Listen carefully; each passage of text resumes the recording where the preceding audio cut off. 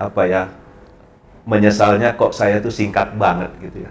Jadi hanya 1 tahun 3 bulan ya. Jadi 1 tahun 3 bulan. saya merasa bahwa itu, tapi kalau dirasakan mungkin oleh Allah cukup, ya itulah yang terbaik. Iya, Pak. Sehingga saya harus ke dinas desa ini. Wah, luar biasa, Pak. Luar biasa. Dan kami juga mendengar di dinas desa banyak sekali produk yang Bapak hasilkan, terobosan-terobosan. Saya terharu sekali nih di sesi ini. Teman-teman Resip yang berbahagia, ternyata jadi ASN itu bukan sekedar menunaikan tugas kewajiban pokok ya Pak ya, sebagai tupoksi yang kita dapatkan. Tapi di luar itu membangun silaturahmi dengan setiap anggota ASN yang ada, dan bagaimana memahami job masing-masing itu bagian seni ya Pak ya. Seni Bapak sebutkan tadi yang tidak bisa dianggap mudah gitu Pak. Saya jadi ingat Bapak dulu memesankan materi tentang bekerja dengan hati ya Pak. Bagaimana menambahkan satu materi dalam pelatihan untuk meluruskan niat bekerja. Wah, ini luar biasa. Bu Rita, saya jadi juga terharu ini. Ternyata kemampuan seseorang itu tidak murni hanya karena knowledge. Kalau Bapak selalu bilang ke kita, ada 3 hal: knowledge, attitude, dan skill ya. Nah, attitude-nya itu pakai hati ya Pak ya. Wah, ini kalau disambung ini luar biasa. Mungkin Ibu Rita ada kali ya pertanyaan khusus buat Bapak. Saya cukup melihat perjalanan Bapak ya, your journey di Pemprov Jawa Barat, dan saya masih ingat betapa riuh dan bangganya ketika Bapak menjadi eselon 2 yang saat itu nggak terlalu banyak juga yang muda-muda jadi eselon 2. Nah, teman ASN, saya saat itu di BPSDM, suatu hari ada pelantikan, pergantian pimpinan. Lalu Bapak Dr. Diki ini masuk. Namun di saat yang bersamaan itu adalah pada saat krisis. Baru saja kita belum ada vaksin, APD belum banyak, belum saat itu. Nah, sangat menarik, kita ingin mendengar Pak, gimana Bapak menghandle, bagaimana menggunakan leadership in crisis pada saat itu. Dan kita saat itu, jadi Uni nggak heran ya, kita bisa tenang melalui itu. Jadi memang Bapak bisa memainkan kapan menjadi kakak, kapan menjadi orang tua yang saat itu bisa menghandle. Silakan Pak. Iya, jadi ini mengulang kita ya cerita di BPSDM. Dari semua perjalanan itu memang tantangan terbesar pekerjaan waktu di BPSDM. Karena benar kata Bu Rita, kita dihadapkan satu krisis yang sangat luar biasa ya, yaitu pandemi COVID-19. Tapi karena saya itu selalu menjadikan tantangan itu harus ada jawabannya. Karena pasti ya Allah kan berfirman, jadi setiap masalah ataupun itu masih dalam batasan kita lah. Tidak ada yang melebihi dari kemampuan kita. Berarti di situ kita ditantang untuk bisa mencarikan solusinya. Nah, terus terang saya melihat bahwa di sini juga ada peluang yang sangat luar biasa di bidang pendidikan di masa pandemi COVID. Nah, itu karena bisa jadi Tuhan mengajarkan, kenapa enggak kita rest dulu lah dari kesibukan yang sangat luar biasa, dan kita dituntut untuk bisa mencari ilmu, meningkatkan kapasitas. Jangan-jangan kita ini merasa bangga dengan apa yang sudah punya, padahal sebetulnya kita itu masih kurang ya dari sisi itu. Nah, karena ada hal yang seperti itu, dan saya mengatakan pendidikan dan pelatihan ini adalah peluang yang harus kita lakukan di masa krisis ini, terutama buat ASN. Saya mencari cara. Nah, mencari cara yang saya katakan kita harus merubah paradigma. Bahwa yang nama pendidikan pelatihan itu tidak mesti harus bersifat klasikal kan. Harus bertemu bertatap muka. Tapi dia juga harus dirancang secara sistematis.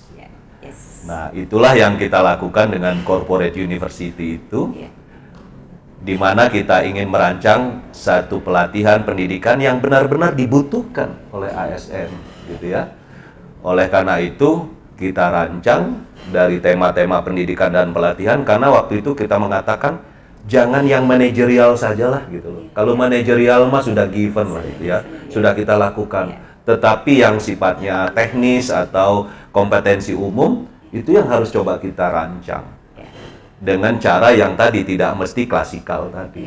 Nah, itu loh korpu yang kita buat ya. Dan ini menggeliat gitu, sangat luar biasa. Akhirnya kita merasa bahwa seperti tidak di zaman pandemi, ya, kesibukan-kesibukan itu dan sebagainya, ya.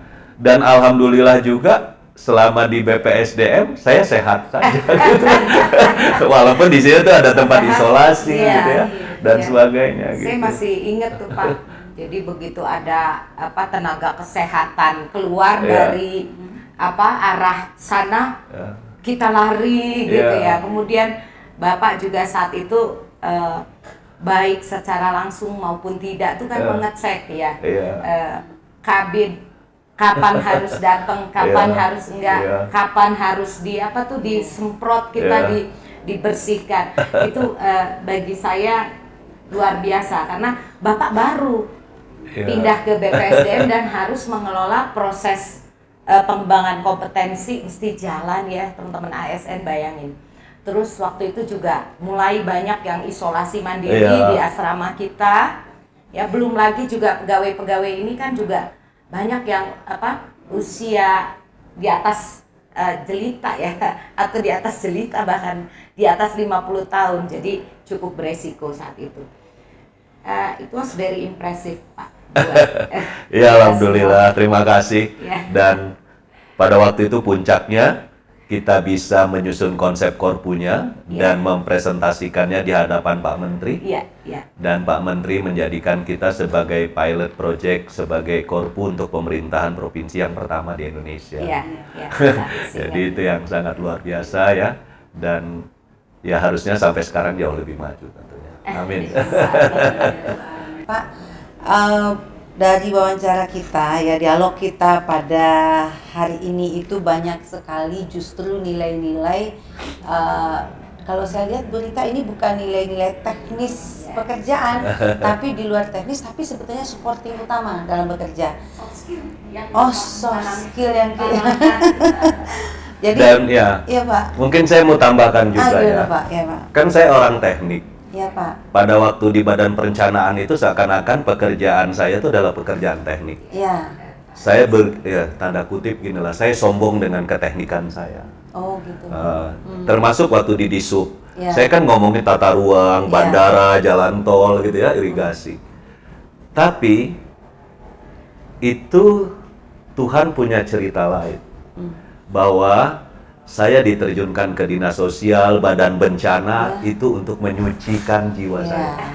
Ya, jadi saya bisa terharu, menangis gitu melihat kenyataan itu yang akhirnya tadi yang kata Uni melengkapi head untuk knowledge saya gitu kan. Kemudian melengkapi skill saya gitu di hands dan melengkapi heart untuk attitude saya. Jadi ini kelengkapan yang sangat luar biasa perjalanan yang tadinya saya merasa bahwa kok iya ya saya orang teknik terjunnya ke sosial, ke badan bencana, terus saya terjunnya ke dinas desa gitu ya, ke ini gitu. Ternyata memoles ya Pak? Memoles. Nah ternyata ada cerita indah, kita nggak pernah tahu. Kelengkapan itulah yang menjadi modal saya untuk menjadi pejabat Bupati Cirebon. Masya Allah, harus kan? orang unik. Artinya harus semua saya kuasai itu gitu loh ya. Jadi saya ternyata saya sampai bilang ya Allah, inikah ceritamu kepada saya gitu ya, bahwa tadinya saya hanya ingin bekerja sebagai engineer gitu ya. Ya udah insinyur saja, saya pengen nggak mau pindah-pindah, saya begitu ya. Kalau bisa begitu, tapi saya dikasih yang sosial, bahkan waktu di staf ahli saya staf ahli ekonomi, gitu kan? Jadi ekonomi, sosial dan fisik itulah bekal saya, yang kemudian pada saat itu saya diberi kesempatan untuk menjadi kepala daerah. Pak, walaupun 6 bulan. Kita semua kan tahu Cirebon, Pak. Punya di Jawa Barat Cirebon itu punya keunikan sendiri ya Bu Rita.